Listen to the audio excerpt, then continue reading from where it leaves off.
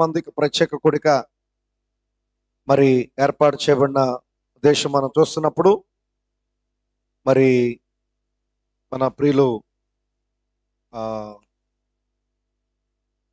పేతురు గారు అలాగే యోసేపు గారు, ఇందుర్తి పేతురు గారు, శంకర యోసేపు గారు మరి వారు మన మధ్యలో లేరు, ఈ లోకాన్ని విడిచి వెళ్ళిన మరి ఇక కుటుంబాలను బట్టి దేవుని నామానికి మహిమ కలుగును గాక. మరి రాత్రి పేతురు గారు మనతో ఉంటే చాలా సంతోషం. దేవుడు ఆయన కూడా రక్షించుకున్నాడు, అందరిని రక్షించుకున్నాడని నమ్ముతున్నాను. దేవుని నామానికి మహిమ కలుగును గాక. మరి స్థలములో మరి వారిరువురు కలిసి ఈ నిర్మించుకున్నటువంటి ఈ నూతన గృహాన్ని బట్టి దేవుని నామానికి మహిమ కలుగును గాక. మరి కృతజ్ఞతగా ఈ రాత్రి ఈ కూడిక ఏర్పాటు చేసుకున్నారు. అదే రీతిగా అంత మాత్రమే కాదు కానీ మరి మన ప్రియులు మరి యోసేపు గారు చనిపోయిన తర్వాత కూడా గృహములో కూడిక జరగలేదు. మరి ఆ ఉద్దేశాన్ని బట్టి కూడా ఏర్పాటు చేయాలని కోరున్నారు. దేవునామానికి మహిమ కలుగును గాక. మరి ఏది ఏమైనప్పటికీ కూడా మరి నిజముగా మన జీవితంలో ఏది జరిగినా ప్రభువుని స్తుతించటం అనేది నిజంగా దేవుడు మనకి ఇచ్చిన గొప్ప ధన్యత అయి ఉన్నది. దేవునామానికి మహిమ కలుగును గాక. అందుకని దేవుని పరిశుద్ధ గ్రంథంలో మనం చూసినప్పుడు ప్రియులారా, దేవుని ప్రేమించు వారికి అనగా ఆయన సంకల్పము చొప్పున పిలువబడిన వారికి, ఈరోజు మనం చూస్తే దేవుని ప్రేమించు వారికి అంటే ఎంతమంది దేవుని ప్రేమిస్తున్నారంటే అందరూ చెప్తారు నేను ప్రేమిస్తున్నాను, నేను ప్రేమిస్తున్నాను అని.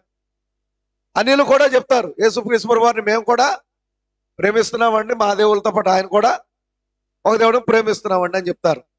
అయితే దేవుని ప్రేమించు వారంటే ఎవరు అనేది పరిశుద్ధ గ్రంథం మనకి చాలా తేటగా స్పష్టంగా చెప్తుంది. దేవుని ప్రేమించేవారు ఎవరు? దేవుని ప్రేమించే వారికి ఆయన సంకల్పము చొప్పున పిలువబడిన రాత్రికల్లా మనం అనుకోవచ్చు నేను దేవుని ఎంతగానో ప్రేమిస్తున్నానని. కానీ నిజముగా దేవుని ప్రేమించేది ఎవరైతే, ఎవరైతే జగత్తు పునాది వేయబడక మునిపే దేవుని యొక్క ఆలోచనలో ఉండి ఆయన సంకల్పంలో నిర్ణయించబడ్డారో, ఎవరైతే సంకల్పాన్ని బట్టి పిలువబడ్డారో వారు మాత్రమే దేవుని ప్రేమించగలరు. హల్లెలూయా. నిజంగా మిగతా వాళ్ళందరూ కూడా నేను దేవుని ప్రేమిస్తున్నాను అనేది ఒట్టి మాట. నిజమైన ప్రేమ కాదది. ఎవరైతే ఆయన సంకల్పం చొప్పున పిలువబడ్డారో వారే దేవుని ప్రేమించువారు. ఈ రాత్రి మనం గ్రహించాలి, నిజంగా దేవుని సంకల్పం చొప్పున మనం పిలువబడ్డామా లేదా?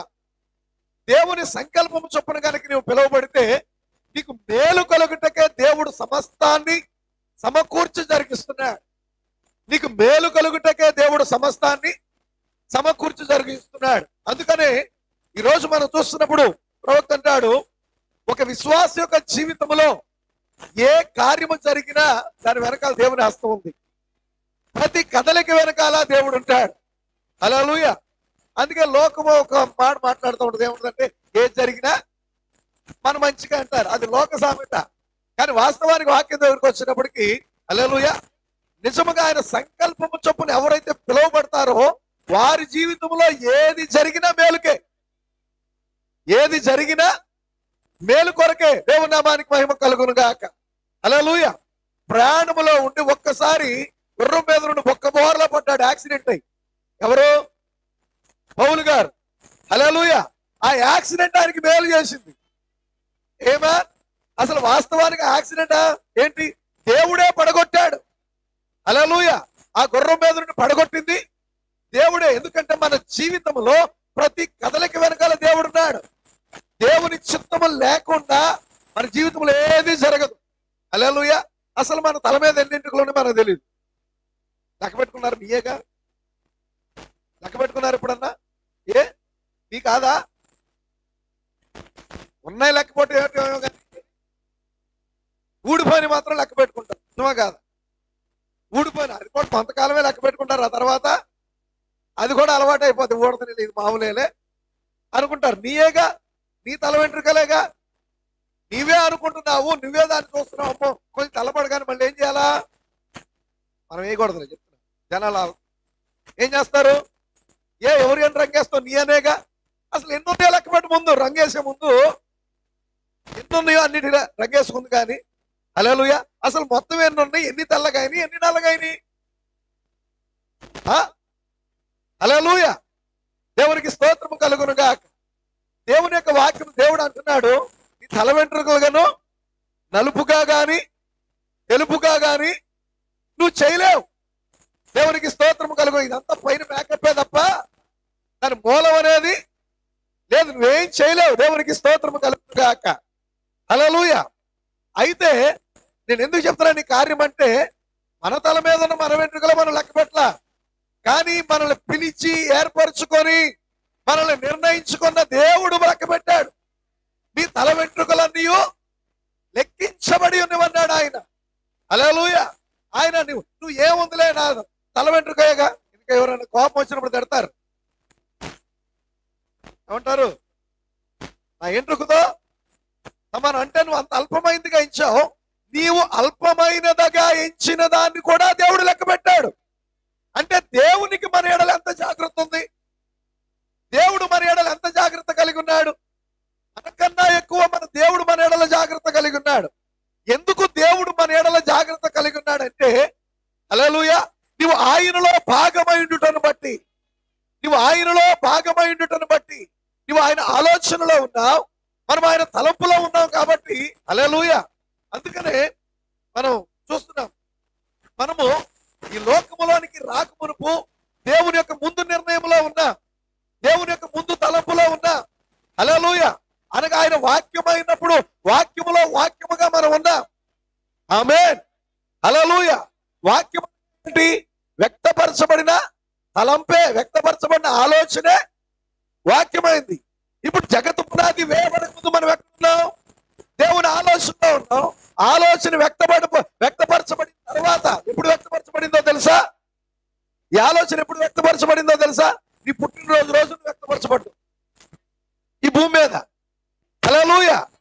దేవుని మనసులో ఆలోచన ఇప్పుడు ఆలోచన జరుగుతుంది.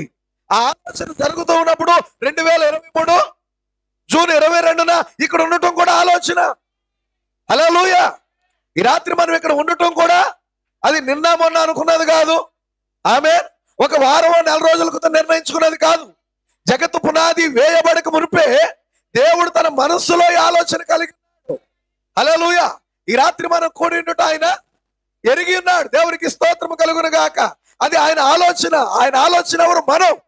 ఆలోచన వ్యక్తపరచబడింది అనగా ఈ రోజు ఆ వాక్యములో మనం భాగంగా ఉండుటను బట్టి, మనం ఆయన వాక్యములో భాగముగా ఉండుటను బట్టి, హల్లెలూయా, ఆయన తన భాగాన్ని కాపాడుకుంటున్నాడు.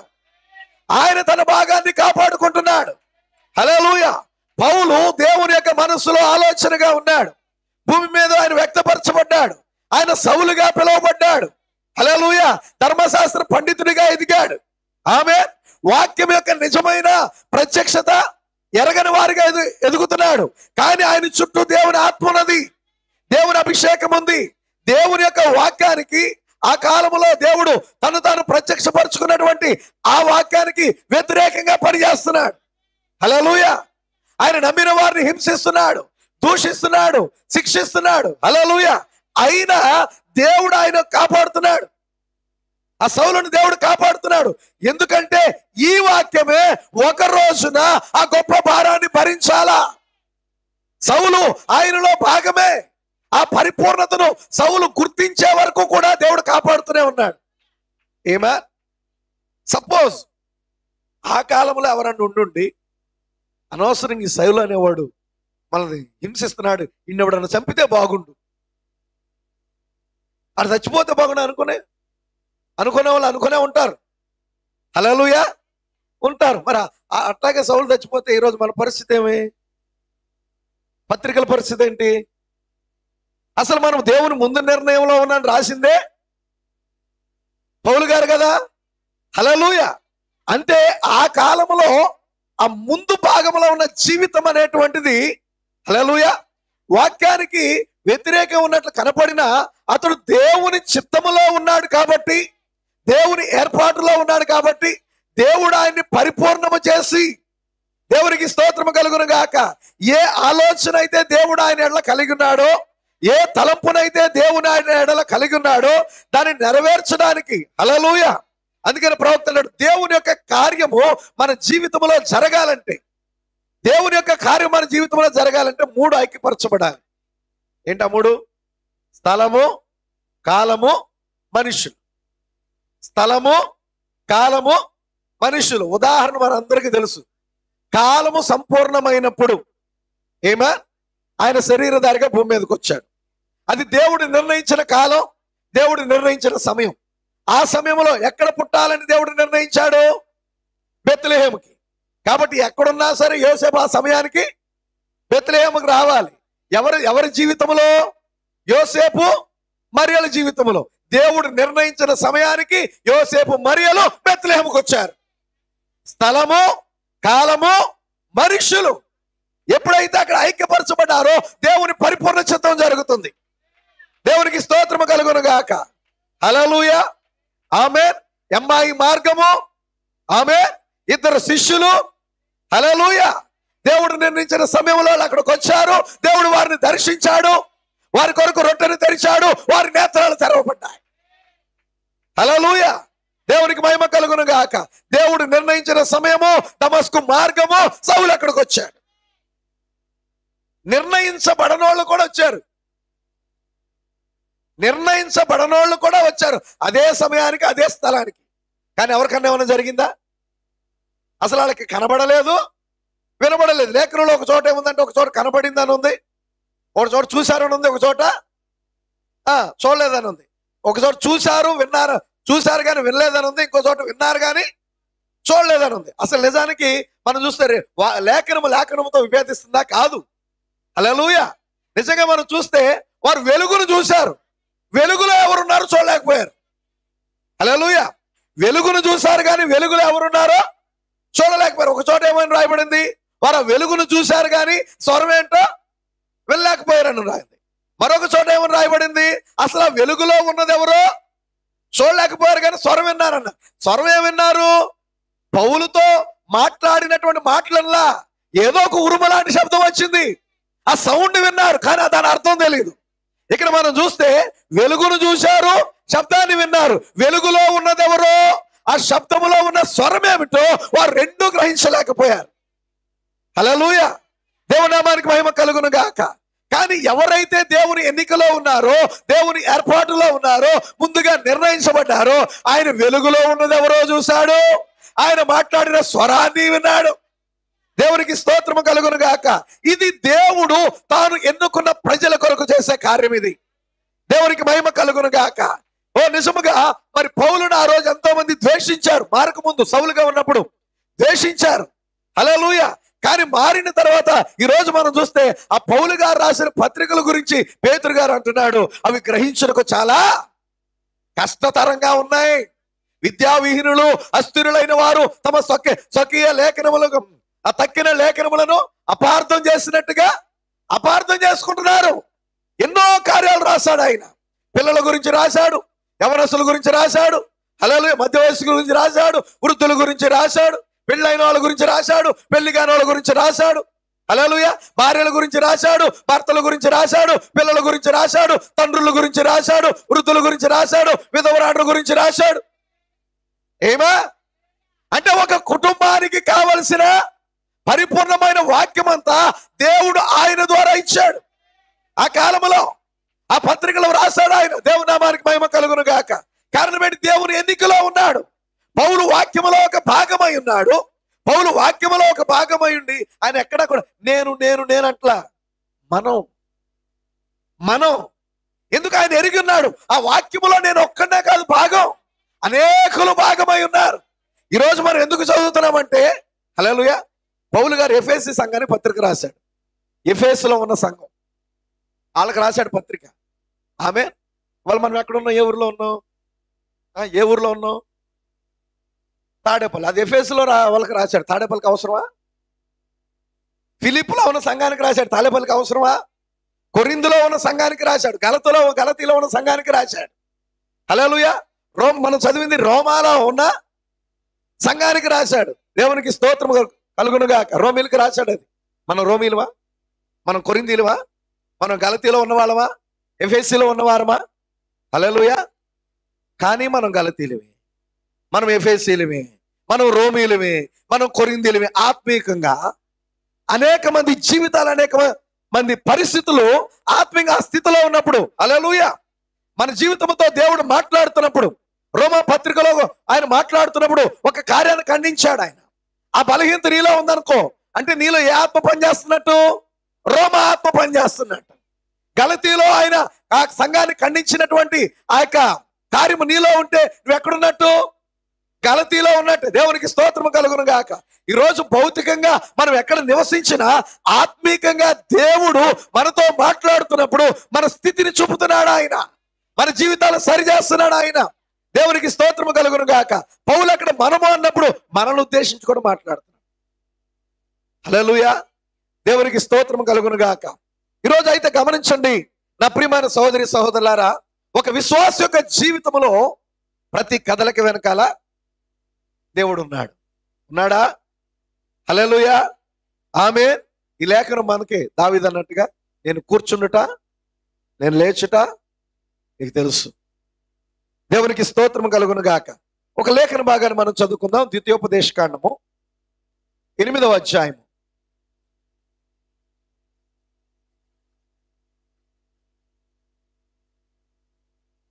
7వ వచనం నుండి.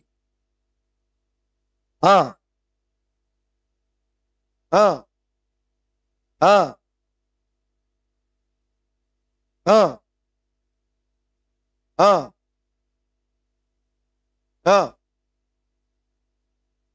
ఆ వాగ్దాన దేశమును గురించి దేవుడు ఇక్కడ మాట్లాడుతున్నాడు. వాగ్దాన దేశాన్ని గురించి. దేవునికి స్తోత్రము కలుగును గాక. హల్లెలూయా. వీళ్ళు ఇప్పుడు ఎక్కడికి వచ్చేసారంటే వాగ్దాన దేశం దగ్గరికి వచ్చేసారు. ఆమేన్.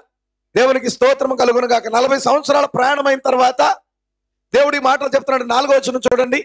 ఈ 40 సంవత్సరములు నువ్వు వేసుకొనిన బట్టలు పాతగెలలేదు, నీ కాలు వాయలేదు. ఎక్కడి నుండి పాముల కాళ్ళ దగ్గరికి వెళ్ళొస్తారు, కాళ్ళు వాసిపోతున్నాను. అంతేనా? హల్లెలూయా. వీళ్ళు 40 ఏళ్ళు నడిచారంట. ఏ కాళ్ళు నొప్పులు లేవు, ఏ మడాలు నొప్పులు లేవు. హల్లెలూయా. ఈరోజు ఆత్మీకంగా దేవుని మార్గంలో నువ్వు నడిస్తే, ఆమేన్, ఆత్మీకంగా దేవుని యొక్క వాక్యములో, దేవుడు నిర్ణయించిన వాక్యములో, దేవుడు ఏర్పరిచిన మార్గములో నీవు నడిస్తే నీ నడక సరిగ్గా ఉంటది. ఎటువంటి నొప్పులు ఉండవు ఆత్మీకంగా. దేవుని నామానికి మహిమ కలుగును గాక. హల్లెలూయా. బట్టలు కూడా పాత అవ్వలేదు.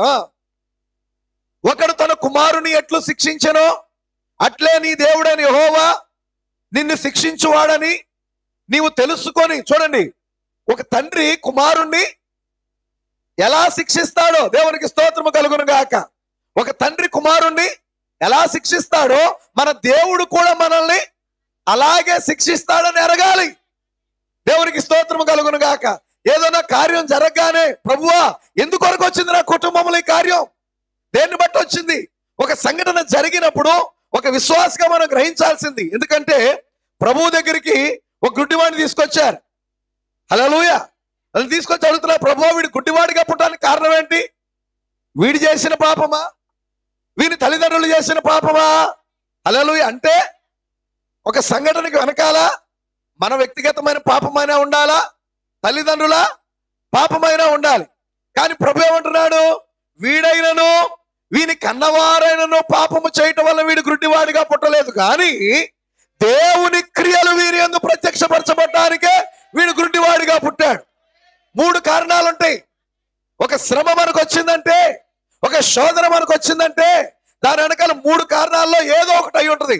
ఒకటి నువ్వు చేసిన పాపాన్ని బట్టైనా, రెండవది నీ తల్లిదండ్రుల పాపాన్ని బట్టైనా, మూడవది హల్లెలూయా దేవుని మహిమార్థమైన. కానీ మనం ఏమనుకుంటాం తెలుసా? ఏది జరిగినా దేవుడు ఏదో చేస్తున్నాడు అందుకే అనుకుంటా నాకు ఈ బలహీనత వచ్చింది అనుకుంటాం. నువ్వు చేసిన పాపాన్ని గురించి నువ్వు ఆలోచన చేయి. నీ కుటుంబంలో ఏదైనా పొరపాటు జరిగిందేమో దాని గురించి నువ్వు ఆలోచన చేయి. దేవుడు మహిమ కొరకేమో. ఎందుకంటే మన మన దృష్టి ఎప్పుడు కూడా మన మీద ఉండదు. మనం ఎప్పుడు కూడా పక్కన వాళ్ళని చూస్తూ ఉంటాం, ఎదుటోళ్ళని చూస్తూ ఉంటాం. హల్లెలూయా. మన వైపు మనం చూసుకోం. దేవునికి స్తోత్రం కలుగును గాక. కానీ నువ్వు వాక్యం దగ్గరికి వచ్చేటప్పటికి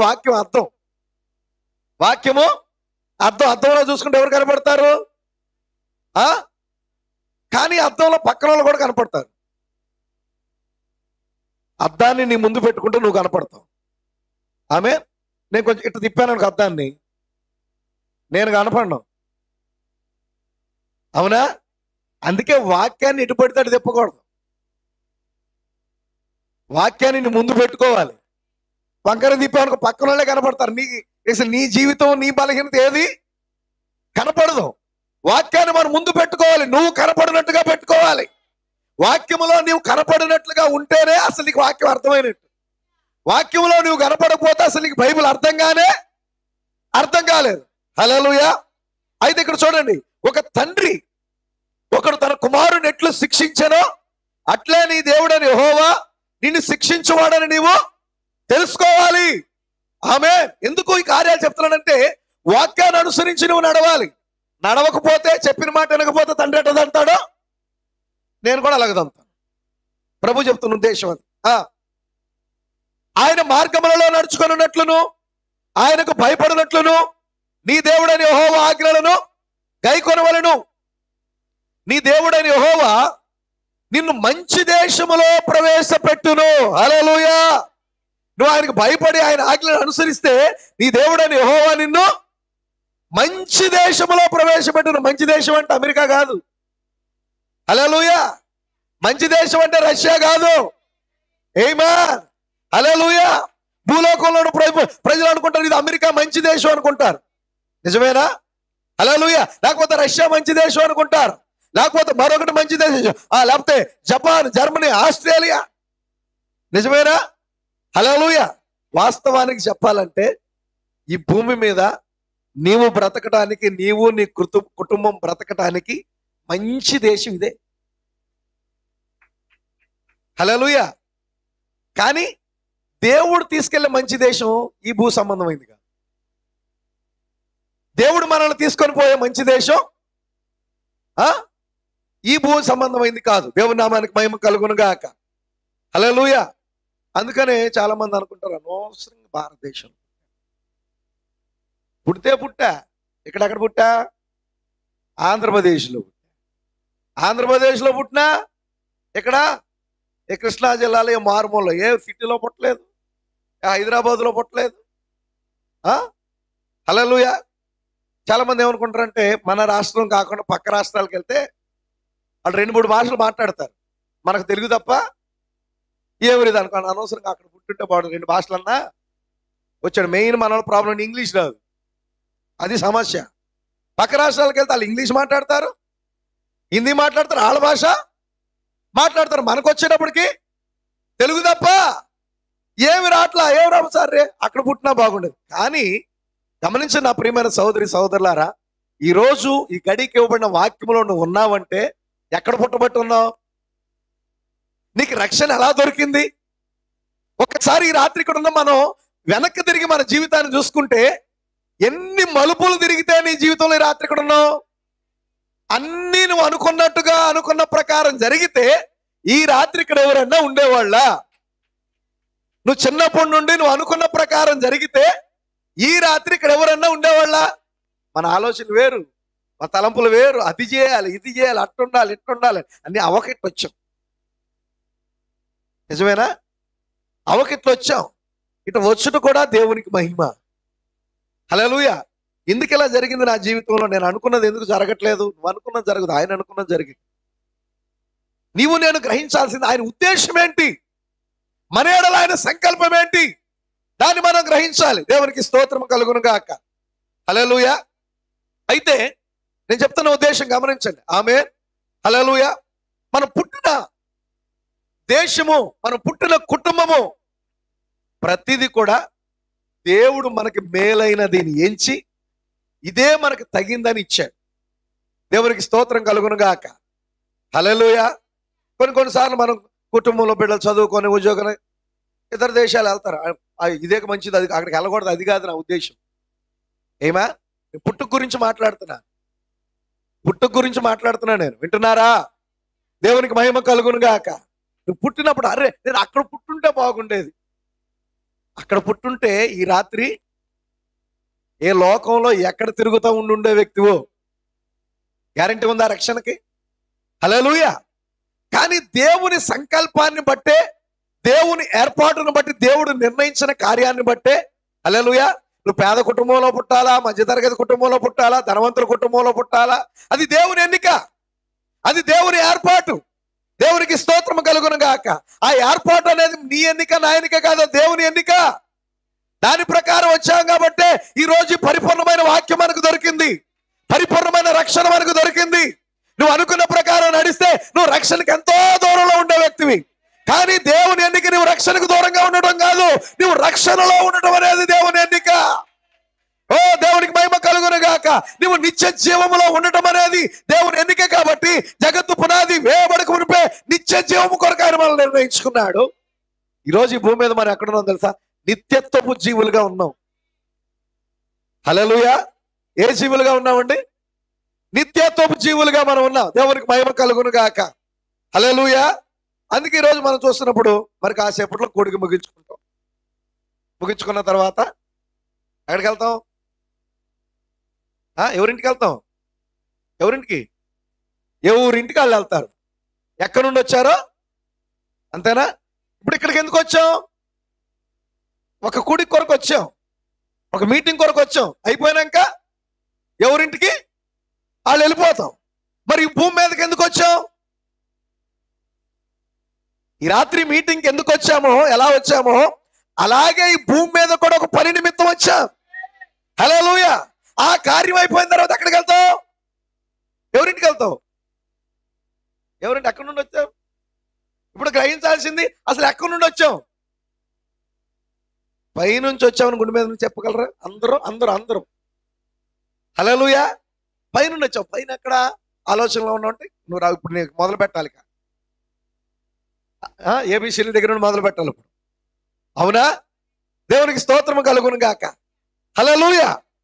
అందుకనే అపోస్తలుడైన పౌలు గారు హెబ్రీయులకు రాసిన పత్రికలో ఆయన చెప్తున్నాడు. ఆయన ఏమంటాడంటే 11వ అధ్యాయంలో అనుకుంటా, వారు ఏ దేశము నుండి వచ్చినో దానిని జ్ఞాపకమందు ఉంచుకున్న ఎడల మరలా వెళ్ళుటకు వారికి వీలు కలుగుతుంది. హల్లెలూయా. దేవునికి స్తోత్రం కలుగును గాక. ఆమె ఏ ఊరిని, ఇప్పుడు ఏ ఊరు నుండి వచ్చాం మనం? ఏమండి? ఒక ఊరు కాదుగా, అందరూ రకరకాల ఊర్ల నుండి వచ్చాంగా. దేవుని నామానికి మహిమ కలుగును గాక. హల్లెలూయా. సంసాన్ మదర్ ఉన్నారు. అవి అక్కడి నుండి వచ్చామంటే గుణదల నుండి వచ్చాడు. ఇప్పుడు ఆయన గుణదల నుండి వచ్చారన్న సంగతి మర్చిపోయాడు అనుకో. నేను కుంచెనపల్లి నుండి వచ్చానన్న సంగతి మర్చిపోయాను అనుకో. మీటింగ్ అయినాక ఎక్కడికి వెళ్తా నేను? అంతే, రోడ్లప్పుడు తిరగను. వాస్తవం అది. హల్లెలూయా. అలా రోడ్లప్పుడు తిరిగామని మనం చూస్తాం. అరే మీ ఊరేంట్రా? ఏమో అంటాడు. ఎక్కడి నుండి వచ్చామంటే ఏమో అంటాడు. హల్లెలూయా. మీ అమ్మ పేరేంటంటే ఏమో అంటాడు. మీ నాన్న పేరంటే ఏమో అంటాడు. కొంచెం దూరం జరుగుతుంది. ఎందుకని? ఈడేదో కొంచెం కదా. మరి భౌతికంగా తేడాగా ఉన్నవాడు అట్లయితే ఇప్పుడు ఆత్మీయంగా చాలా తేడాలో ఉన్నారు చాలా మంది. హల్లెలూయా. ఎందుకు బ్రతుకుతున్నావో తెలియదు, ఎందుకు ప్రార్థనకి వెళ్తున్నావో తెలియదు, ఎందుకు ఆరాధన చేస్తున్నావో తెలియదు. హల్లెలూయా. ఎందుకు బైబిల్ చదువుతున్నావో తెలియదు, ఎందుకు భక్తి చేస్తున్నావో తెలియదు, ఎందుకు చర్చికి వెళ్తున్నావో కూడా తెలియని గురించి చెప్తున్నా నేను. హల్లెలూయా. కారణం ఏంటి? వారు ఆత్మీయ మతి మరుపులో ఉన్నారు, ఆత్మీయ మతి మరుపులో ఉన్నారు. హల్లెలూయా. అటువంటి వారికి ఏం అవసరం? దేవుని యొక్క తాకిడి అవసరం, దేవుడు సంధించిన అవసరం. ఎప్పుడైతే దేవుడు సంధించాడో దేవునికి మహిమ కలుగును గాక. ఒక మనిషి గడ్డి తిన్నాడు, ఒక మనిషి గడ్డి తిన్నాడు. హల్లెలూయా. గడ్డి తిన్నాడు అనుకోండి. రే ఏమైంది నీకు? గడ్డి తింటావారా అంటాడు. అట్లాంటిది ఒక రాజు గడ్డి తిన్నాడు. హల్లెలూయా. జోరు వర్షం వస్తుంది, తడుతుండ్రే, నీకేం బుద్ధి ఉందా? వర్షంలో అలా తడుస్తావేంటి అంటామా? కానీ ఒక రాజు తడుతున్నాడు. హల్లెలూయా. ఎండకి ఎండాడు, మంచుకు దడిశాడు. హల్లెలూయా. గోర్లు పెరిగిపోయినాయి అంట, ఈకలు వచ్చేసి గడ్డి తింటున్నాడు. ఎవరు? నెబుకద్నెజరు అనే రాజు. కానీ దేవుని యొక్క వాక్యంలో మనం చూస్తా ఉంటే హల్లెలూయా, ఆ కాలం అయిన తర్వాత మరలా ఆ మానవ బుద్ధానికి రాగా, ఆమేన్, దేవునికి స్తోత్రము కలుగును గాక. మరి మానవ బుద్ధి పోవటానికి కారణం ఏంటి? ఒకప్పుడు మానవ బుద్ధే కలిగి ఉన్నాడు, మధ్యలో మానవ బుద్ధి పోయింది. పోవడానికి కారణం ఏంటంటే కళ్ళు నెత్తికెక్కి గర్వించి, ఆహా నేను ఈ నా ప్రాకారం చూడు, నా ప్రభావ ఘనతను కనపరుచుకోవడానికి నేను కట్టించుకున్నది కాదా, నేను నా కోట, నా ప్రభావం, నా ఘనత. హల్లెలూయా, దేవుని నామానికి మహిమ కలుగును గాక. ఒక క్రైస్తవుని యొక్క జీవితంలో ఈ ఆలోచన ఎప్పుడు ఉండకూడదు. ఒక నిజమైన క్రైస్తవుని జీవితంలో నన్ను చూడు, నా ముఖం చూడు, నా అందం చూడు, నా బట్టలు చూడు, ఇది కాదు. దేవునికి స్తోత్రము కలుగును గాక. దేవుని నామ మహిమార్థంగా మనం ఉండాలి. ఆమేన్, హల్లెలూయా. నేను మా ఊర్లో ఇల్లు కట్టాలండి. ఊర్లో ఎవడు ఉండకూడదు అట్టంటే ఇల్లు. ఊర్లో ఎవరికి ఉండకూడదు అట్టంటే ఇల్లు. మా ఇల్లు చూస్తే అసలు ఇల్లు అంటే ఇది అనుకోవాలి అనుకుంటారు చాలా మంది. అనుకునేవాళ్ళు లేరా? మా ఊర్లో మా ఇల్లే నెంబర్ 1గా ఉండాలి అనుకునేవాళ్ళు లేరా? ఉంటారు. దాని కొరకు ఎన్ని కోట్లైనా ఖర్చు పెట్టే వాళ్ళు ఉన్నారు. దేవునికి స్తోత్రం కలుగును గాక. హల్లెలూయా. ఇది ఎటువంటి ఆత్మ తెలుసా? నెబుకద్నెజరు ఆత్మ. హల్లెలూయా. ఏదో ఒకటి ఉంటున్నాం, మనకున్న దాంట్లో, మన సమృద్ధిలో ఒక ఇల్లు కట్టుకుందాం. ఆమేన్. నివాస స్థలంగా ఒక ఇల్లు కట్టుకుందాం. దేవుడు మనకిచ్చిన సామర్థ్యాన్ని బట్టి, వాళ్ళకి చూపించుకోవడానికి కాదు. దేవునికి స్తోత్రం కలుగును గాక. హల్లెలూయా. అసలు ధనవంతుడైన అబ్రహామును మనం చూస్తే ఎక్కడికెళ్ళా గుడారం వేసుకుంటున్నాడు. నిజమేనా? ఎక్కడికెళ్ళా గుడారం వేసుకున్నాడు. ఆయన కింద పన్నోళ్లే 400 మంది యుద్ధానికి తీసుకుపోయాలని. హల్లెలూయా. 400 మంది కూడా మగోళ్లే, ఆ దాసులు. ఇంకెంతో మంది ఉన్నారు ఆయన కింద. ఈ 400 మందిని యుద్ధానికి తీసుకెళ్లాడు. ఏం అబ్రహామా, ఇంత గొప్పవాడివి, ఇంత ఐశ్వర్యం ఇచ్చాడు దేవుడు నీకు, నువ్వు అడుగుపెట్టినా ప్రతి స్థలం నీదే కదా, బ్రహ్మాండమైన అంబానీలాగా మంచి బిల్డింగ్ కట్టొచ్చుగా అంటే అబ్రహాం ఏమన్నాడు తెలుసా? దేవుడు దేనికి శిల్పియు నిర్మాణకుడై ఉన్నాడు, పునాదులు గల ఆ పట్టణం కోసం ఎదురు చూస్తున్నా. హల్లెలూయా. పునాదులు గల ఆ పట్టణం కొరకు నేను ఎదురు చూస్తున్నా. ఇది కాదు నాకు శాశ్వతమైంది. ఏమా ఇక్కడ నేను ఉండటానికి. హల్లెలూయా. ఉందా లేదా ఇల్లు? దేవునికి స్తోత్రము కలుగును గాక. అబ్రహాము యొక్క దృష్టి దేవుడు ఇవ్వబోయేది. అబ్రహాము యొక్క దృష్టి దేవుడు ఇవ్వబోయే ఆ మంచి దేశం. ఏ దేశం అండి? మంచి దేశం, పునాదులు కలిగిన పట్టణం. హల్లెలూయా. దేవుడు దానికి శిల్పి, దేవుడే దానికి నిర్మాణకుడై ఉన్నాడు. హల్లెలూయా. నిజంగా ఇంకో విషయం చెప్పాలంటే, అబ్రహాము ఆ పట్టణంలో నివాసం ఉండగోరాడు. హల్లెలూయా. అబ్రహాము ఆ పట్టణంలో నివాసం ఉండగోరాడు. పట్టణం అంటే అదొక పట్టణం కాదు. ఇప్పుడు ఆ పట్టణము గొర్రెపిల్ల భార్య అని ప్రకటన గ్రంథం చెప్పబడుతుంది. ఇప్పుడు ఆ పట్టణంలో అబ్రహాము నివాసం ఉండగోరాడు. అబ్రహాం అంటే విశ్వాసం. ఆమేన్. కేవలం ఆ పట్టణములో మాత్రమే పరిపూర్ణమైన విశ్వాసం ఉంటుంది. ఆ పట్టణంలో తప్ప ఇంకెక్కడానికి కూడా పరిపూర్ణమైన విశ్వాసాన్ని మనం కనుగొనలేదు. దేవునికి స్తోత్రం కలుగును గాక. అయితే రాత్రి అంశం అది కాదు. ఏమా? దేవునికి స్తోత్రము కలుగును గాక. ఇక్కడ మనం చూస్తున్నప్పుడు గృహాన్ని వీరు నిర్మించుకున్నారు. హల్లెలూయా. దేవుడు వారికి ఇచ్చిన సామర్థ్యతను బట్టి, వారి యొక్క స్తోమతను బట్టి, వారు చేయగలిగినంతలో, కట్టుకోగలిగినంతలో కట్టుకున్నారు. దేవునికి స్తోత్రం కలుగును గాక. కట్టుకున్న తర్వాత గృహంలో ఆరాధన జరిగించుకోవాలి, ప్రార్థనా కూడిక పెట్టుకోవాలి. దేవునికి స్తోత్రం కలుగును గాక. ఎందుకనగా దేవుని సన్నిధి, దేవుని ప్రసన్నత ఎల్లప్పుడూ మన గృహాల్లో ఉండాలి. మన గృహాలు దేవుడు నివాసం ఉండే గృహాలుగా ఉండాలి. దేవుని సన్నిధి కలిగిన గృహాలుగా ఉండాలి. దేవుని నామానికి మహిమ కలుగును గాక. హల్లెలూయా. ఈ మధ్యకాలంలో మేము చర్చలో వింటున్నాం. ఆమె దేవుడే సురక్షితమైన భద్రత కలిగిన పునాది.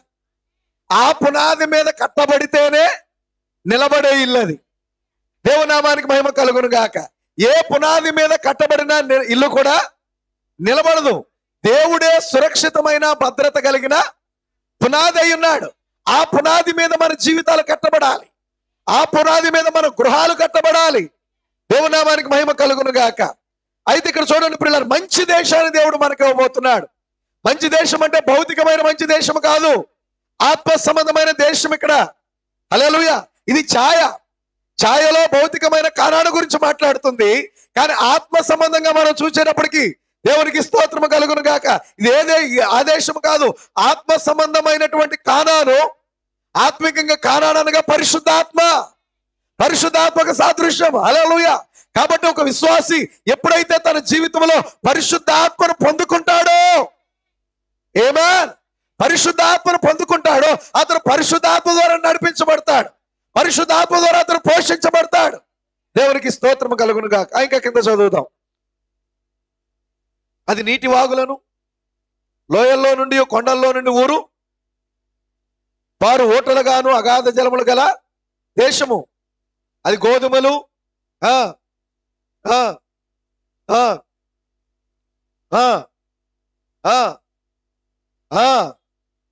కరువు అనుకోనకుండా, అబ్బో ఏ దేశం అండి, కరువు అనేది రాదంటే నీ ఇంటికి.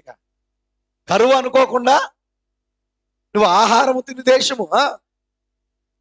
దేవునికి స్తోత్రం కలుగును గాక. హల్లెలూయా. అందులో నీకు ఏ లోపం ఉండదు. అది ఇనుప రాళ్ళు గల దేశము.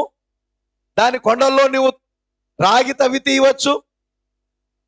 నీవు తిని తృప్తి పొంది నీ దేవుడైన నీ యెహోవా నీకు ఇచ్చిన మంచి దేశమును బట్టి ఆయనను స్తుతింపవలెను. ప్రవక్త అన్నాడు, ఈరోజు మొట్టమొదటగా మన జీవితంలో దేవుని స్తుతించాలంటే మొట్టమొదటి కారణం రక్షణను బట్టి దేవుని స్తుతించాలి. దేవుడిచ్చిన రక్షణను బట్టి. ఇక్కడ మనం చూస్తే వీళ్ళు రక్షించబడినోళ్ళు ఐగుప్తులో నుండి బయటకు వచ్చారు. ఎర్ర సముద్రంలో వారు సముద్రంలోను మేఘములోను బాప్తీసం పొందారు. అరణ్య దశను దాటారు, కానానుకు వచ్చారు, పరిశుద్ధాత్మకు వచ్చారు. హల్లెలూయా. కాబట్టి వీళ్ళెవరు దేవుని స్తుతించాలి, దేవుడు వారికి ఇచ్చిన రక్షణను బట్టి. కాబట్టి మన జీవితంలో మొదటిగా దేవుడిచ్చిన ఇంటిని బట్టిగా దేవుని స్తుతించాల్సింది, దేవుడిచ్చిన ఉద్యోగాన్ని బట్టిగా దేవుని స్తుతించాల్సింది, దేవుడిచ్చినటువంటి ఐశ్వర్యాన్ని బట్టో, వ్యాపారంలో లాభాన్ని బట్టో, లేకపోతే ఏదో నీకు కలిసి వచ్చినా, ఏదో కలిసి వచ్చింది అనుకుంటారు కదా, ఆ కలిసి వచ్చిన దాన్ని బట్టో కాదు, దేవుడిచ్చిన రక్షణ బట్టి మొట్టమొదటి దేవుని స్తుతించాలి. ఆమేన్.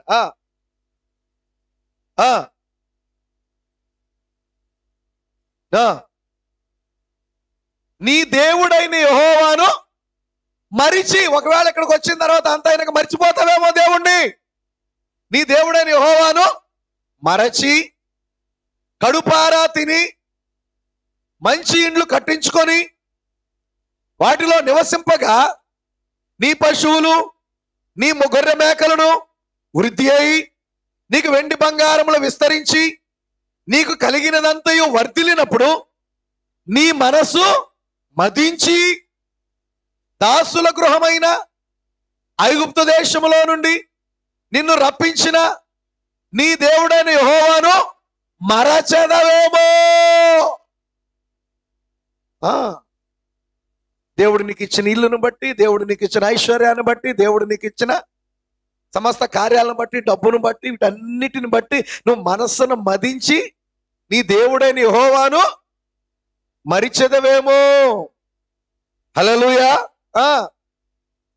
తాపకరమైన పాములను తేళ్లను కలిగి ఎడారి అయిన నీళ్లు లేని భయంకరమైన ఆ గొప్ప అరణ్యములో ఆయన నిన్ను నడిపించను, రాతి బండ నుండి నీకు నీళ్లు తెప్పించను, తుదకు నీకు మేలు చేయవలనని నిన్ను అణుచుటకును శోధించుటకును నీ పితరులు ఎరుగని మన్నాతో అరణ్యములో నిన్ను పోషించను. అరణ్యములో దేంతో పోషించాడు? మన్నాతో. నీ పితరులకు కూడా తెలీదా మన్నా? అబ్రహాముకు తెలీదా మన్నా? తెలుసా? ఇస్సాకుకు తెలుసా మన్నా? యాకోబుకు తెలుసా మన్నా? యోసేపుకు తెలుసా మన్నా? హల్లెలూయా. 400 సంవత్సరాల్లో ఉన్న ప్రజలు ఎవరికి తెలీదు, ఈ తరానికే తెలుసు మన్నా. ఆమేన్. ఐగుప్తులో నుండి పిలువబడిన తరానికే తెలుసు మన్నా. ఈరోజు లోకములో నుండి పిలువబడిన వారికే పరలోకమన్నా తెలుసు. ఆమేన్. ఈవెన్ అబ్రహాముకు తెలియదు, ఇస్సాకు తెలియదు, యాకోబుకు తెలియదు. నీ పితరులు ఎరుగని మన్నాతో నేను నిన్ను. అయితే మీరు మా సామర్థ్యము, మా బాహుబలము, ఇంత భాగ్యము మాకు కలుగజేసినని అనుకొందరేమో ఎంత మాత్రం కూడా రాహేలమ్మ గారు కానీ మార్తమ్మ గారు కానీ మేము కష్టపడి చెమటోడ్చి తిని తినక రే అనక పగలనక కష్టపడి ఇల్లు కట్టుకున్నామని అనుకోకూడదు. దేవుని కృప అనుకోవాలి. హల్లెలూయా. దేవుని కృప అనుకోవాలి. ఇది నువ్వు అనుకోవాలి, ఆలోచించాలంటే ఇది మానవ మనసుకు అర్థం కాదు. హల్లెలూయా. కేవలము ఆత్మ సంబంధముగా నువ్వు ఆలోచించినప్పుడే ఇది దేవుని కృప అనుకుంటావు. మా సామర్థ్యము, మా బాహుబలం కష్టం. సామర్థ్యాన్ని బట్టి, బాహుబలాన్ని బట్టే మేము కట్టుకున్నాం. ఏంటి మేము కట్టుకున్నాం, మేము కష్టపడి కట్టుకున్నాం. ఎండనక వాననక పనులు చేసుకొని. హల్లెలూయా. దేవునికి స్తోత్రం కలుగును గాక. ఒకరోజు నేను ఒక మీటింగ్ ముగించుకొని వెళ్తున్నా, ఆగాను ఇక్కడ. దేవునికి స్తోత్రం కలుగును గాక. హల్లెలూయా. దేవుని నామానికి మహిమ కలుగును గాక. యోసేపు గారు ఉన్నారు, వెళ్ళాను. ఆయన కింద ఆడ కూర్చొని కొండ చేస్తా ఉన్నా. అయ్యా ఇటు చేస్తారు చూపించాడు నాకు ఆయన. దేవునికి స్తోత్రం కలుగును గాక. మండు ఎండ, చెమట కారుస్తా. హల్లెలూయా. ఆ ఎండలో మేము 10 నిమిషాలు కూర్చోలేకపోయాం బయట. అటువంటిది ఆయన ఆ మండు ఎండలో కూడా అక్కడ కూర్చొని చేస్తా ఉన్నాడు. నేను ఇంత కష్టపడి సంపాదించుకొని, మానవ సహజంగా మానవ ఆలోచన బట్టి ఎవరికన్నా వస్తుంది. కానీ ఒక నిజమైన క్రైస్తవుడు, దేవుని కృపని ఎరిగిన వ్యక్తి, హల్లెలూయా, దేవుని యొక్క కార్యములు ఎరిగిన వ్యక్తి, మేము ఏ విధంగా చేయగలిగామంటే దేవుని కృపే. అంత ఎండలో కూడా కష్టపడగలిగామంటే అది. హల్లెలూయా. ఎంతమంది వడదెబ్బ తగిలిపోవాలి, అయినా దేవుడిని కాపాడాడే. హల్లెలూయా. దేవునికి స్తోత్రం కలుగును గాక. ఆమేన్. నిజంగా మనం చూస్తే గత 2 ఏళ్ల క్రితం కరోనా వచ్చినప్పుడు ఆక్సిజన్ సిలిండర్ దొరకలా. ఎవరు ఎక్కువ డబ్బులు ఇస్తే వాళ్ళకి పెట్టారు. 20,000, 30,000, 50,000, కొన్ని చోట్ల ₹1,00,000 కూడా తీసుకున్నారు ఆక్సిజన్ సిలిండర్కి. ఏది? ఊపిరి పీల్చుకోవడానికి. ఇప్పుడు పీల్చుకుంటున్నాం మనం. ఎన్ని లక్షలు ఇవ్వాలి దేవుడికి? ఎన్ని లక్షలు? రోజుకి ఎంత కట్టాలి దేవుడికి? ఆమేన్. దేవుని కృప లేకపోతే మనం బ్రతకగలమా? హల్లెలూయా. దేవుని నామానికి మహిమ కలుగును గాక. ఎండాకాలం వచ్చి ఇప్పుడు కాస్త ఒక 2-3 రోజుల నుండి అమ్మ అనుకుంటున్నాం. ఇంతకు ముందు అరే ఆ చెట్టు ఉంది కానీ అసలు ఆకు కూడా కదలట్లా, గాలాట్లేదు అనుకున్నారు. ఒక రోజు రాబోతుంది 4 దిక్కుల దోతలు వాయువుని పట్టుకుంటారంట.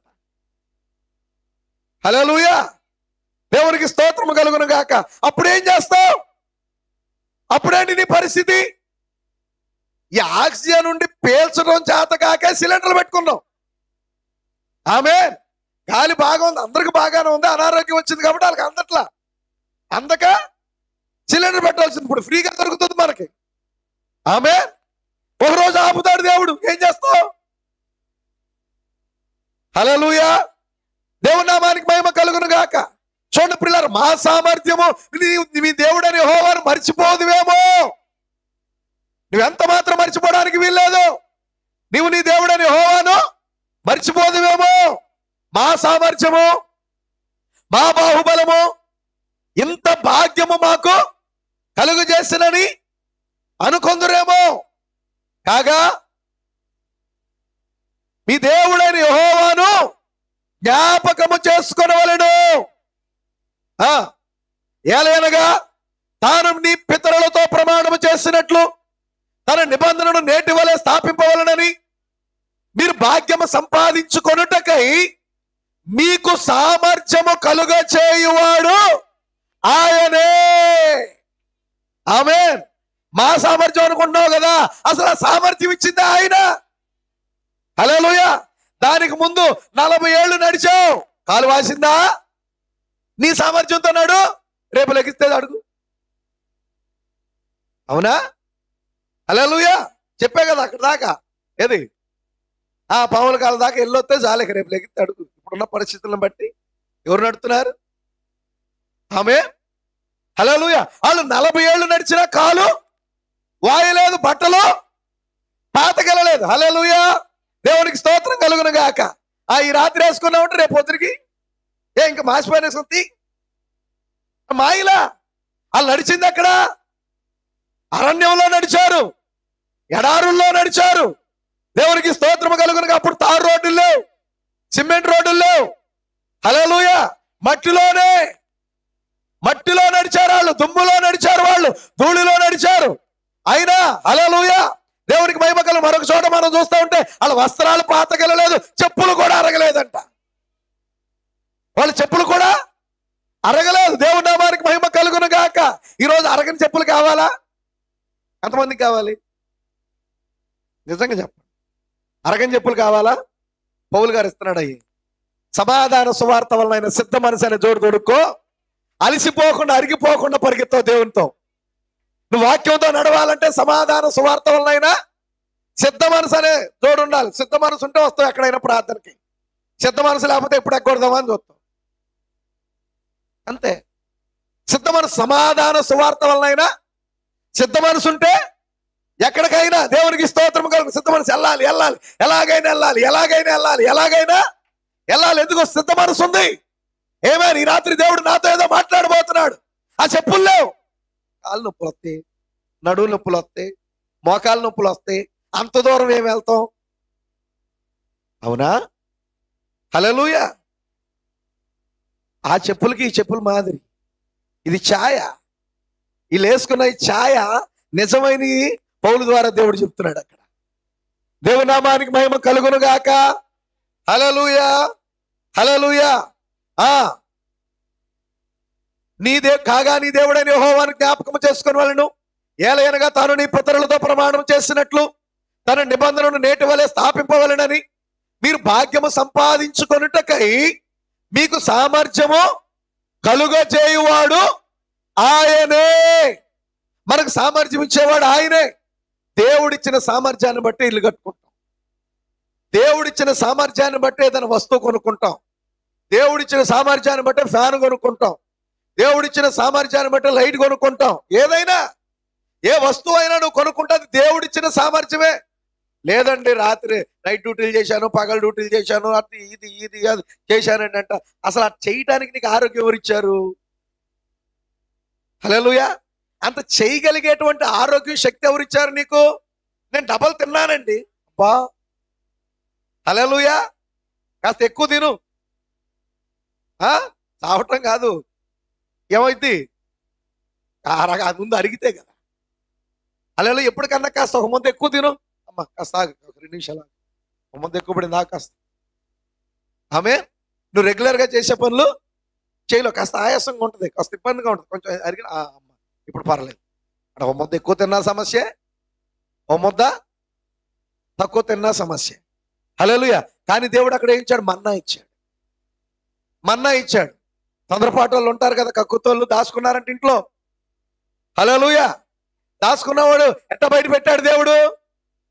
హల్లెలూయా. వీళ్ళు దాచుకున్నారు. దేవుడు ఎలా బయట పెట్టాడు? నేను దాచుకున్న సంగతి ఎవరికి తెలియదులే అనుకున్నాడు. ఏ ఇంట్లో నుండి కంపు కొడుతుందో వాళ్ళు దాచుకున్నారు. ఏ ఇంట్లో నుండి కంపు కొడుతుందో వాళ్ళు వాక్యానికి అవిధేయులు. నిజమేనా? హల్లెలూయా. వీధిరాత్రి ఇంట్లో కంపు కొడుతుంది, పురుగులు బట్టి భరించలేనంత కంపు అంటది. ఎందుకు వచ్చింది ఆ కంపు? పురుగులు బట్టి వాక్యానికి వారు అవిధేయత చూపడం వలన. ఆమె వాక్యానికి అవిధేయత అది ఒక పురుగై ఉన్నది, వాక్యానికి అవిధేయత ఒక చీడై ఉన్నది, వాక్యానికి అవిధేయత అది కంపు కొట్టినట్లుగా నీ ఆహారాన్ని పాడు చేయనదై ఉన్నది.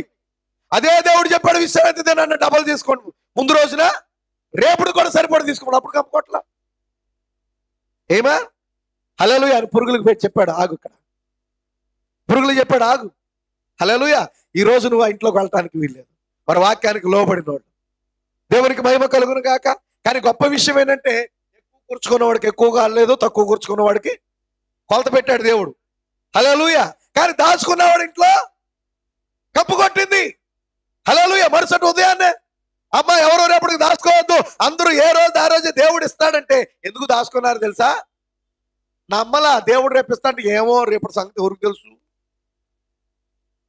హల్లెలూయా. రేపటి సంగతి ఏం తెలుసు? దేవుని నామానికి మహిమ కలుగును గాక. వింటున్నారా? రేపటికి నేను ఇస్తానని దేవుడు అంటే రేపు ఇస్తాడో ఈడే, ఎందుకు వచ్చి కొంచెం దాచుకుందాం. హల్లెలూయా. దాచుకున్న వాళ్ళని పాడైపోయిన దేవుడిని నమ్మలేదు వాళ్ళు. ఇస్తాడన్న దేవుడిని వారు నమ్మలే. ఈరోజు దేవుడు ఏమన్నాడు? ఈరోజు దేవుడు ఏం చెప్తున్నాడు? ఏమి తిందుమా, ఏమి త్రాగుదుమా, ఏమి ధరించుకుందామా అని. ఎప్పుడు గురించి అంతా అదే అక్కడ చెప్పింది, ఇక్కడ చెప్పింది ఒకటే, రేపటి గురించి చింతపడొద్దు. హల్లెలూయా, అవునా? రేపటి గురించి మీరు చింతపడొద్దు అంటే మన ఆలోచన అంతా రేపటి గురించి, మన ఆలోచన మన తలంపు అంతా రేపటి గురించి, మన భవిష్యత్తు. ఎస్, దేవునికి స్తోత్రం కలుగును గాక. అసలు రేపటి గురించి ఆలోచించాల్సిన కార్యం వేరు. రేపటి గురించి నువ్వు దేవు ఆలోచించాలి తెలుసా? నీ ఆత్మీయ జీవితాన్ని గురించి, హల్లెలూయా, ఆత్మ సంబంధమైన భవిష్యత్తు గురించి, నువ్వు వెళ్ళబోతున్న దేశం గురించి నువ్వు ఆలోచించాలి.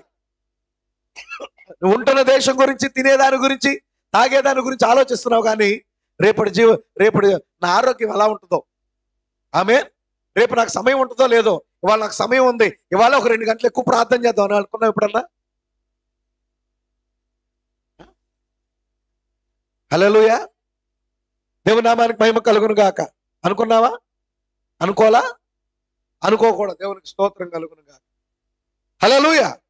గమనించండి నా ప్రియమైన సహోదరి సహోదరులారా, ఇక్కడ మనం చూస్తున్నప్పుడు మీరు భాగ్యము సంపాదించుకొనున్నట్లుగా మీకు సామర్థ్యము కలుగజేవాడు ఆయనే. మనం భాగ్యం సంపాదించుకోకూడదనే దేవుని ఉద్దేశం కాదండి. ఏమే, నువ్వు మంచి ఇల్లు కట్టుకోకూడదు, నువ్వు వస్తువులు కొనుక్కోకూడదు అనేది కాదు దేవుని ఉద్దేశం. హల్లెలూయా. కానీ నువ్వు ఆయన మీద ఆధారపడితే, హల్లెలూయా, మేలుకరమైన వాటితో మనల్ని తృప్తిపరుస్తాడు. మేలుకరమైన వాటితో మనల్ని దేవుడు తృప్తిపరుస్తాడు. దేవునికి స్తోత్రం కలుగును గాక. కొన్నిసార్లు కొన్ని విషయాల్లో దేవుణ్ణి అడుగుతాం, ప్రభా నాకు అది ఇవ్వు నాయన, నాకు అది ఇవ్వు ప్రభా, అది ఇవ్వు ప్రభా అని. ఎన్ని సంవత్సరాలు ప్రార్థన చేసినా దేవుడు ఇవ్వడు. ఆమేన్. ప్రభా ఇది నాకు వద్దులే, కానీ నువ్వు ఏది ఇవ్వాలనుకుంటే అది ఇవ్వని అడుగు. ఏమా, దేవునికి స్తోత్రం కలుగును గాక. హల్లెలూయా. ఒక పిల్లోడు వచ్చి నేను ఆడుకుంటాను బ్లేడ్ ఇమ్మని అడిగాడు. నిన్ను ఆడుకుంటాను బ్లేడ్ ఇమ్మని అడిగాడు. ఇస్తారా?